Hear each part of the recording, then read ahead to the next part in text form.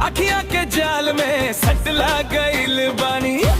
चालू के जाला हमर सास दुपहरिया, देखी के तो के डोले लगरिया।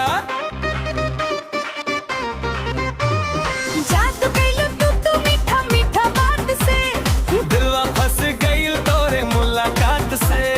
राती भर जागे मन लागे कहीं और, तोरे चेहरा लागे सबसे हटके जोर। एगो मुस्कान में लुट गइल जियरा, तोहरे इशारे पर नाचे बदनिया। अब त समझ में आइल खेल प्यार के, दिल से निकल ना पावे नाम तो हार के।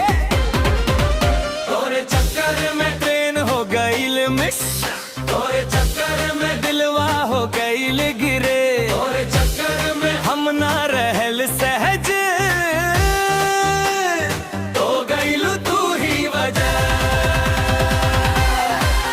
तोरे चक्कर में ट्रेन हो गइल मिस, तोरे चक्कर में मनवा हो गइल गिरे। तोरे चक्कर में छूट गइल राह सब, तोरे चक्कर में बस तू ही तू बचा।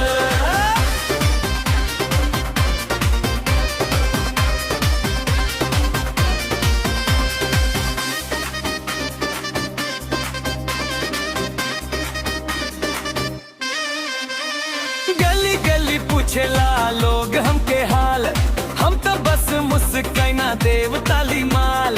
जैसे ही तू बोले धड़के तेजी से, लगेला जे जीवन रुकल बा अभी से। तोरा बिना लागे सुनाई बगिया, तोरे संग खिली सपनन की कलियां। हम तो फसल बानी हंसी के जाल में, नाम तोहर गूंजे हर एक चाल में। एगो नजरिया से आग लगा दिहलू, धड़कन के रास्ता सब तुड़वा दिहलू। अब तमाने न मन सुन के भी हार के, दिल से निकल ना पावे नाम तो हार के। तोरे चक्कर में ट्रेन हो गइल मिस, तोरे चक्कर में दिलवा हो गइल गिर।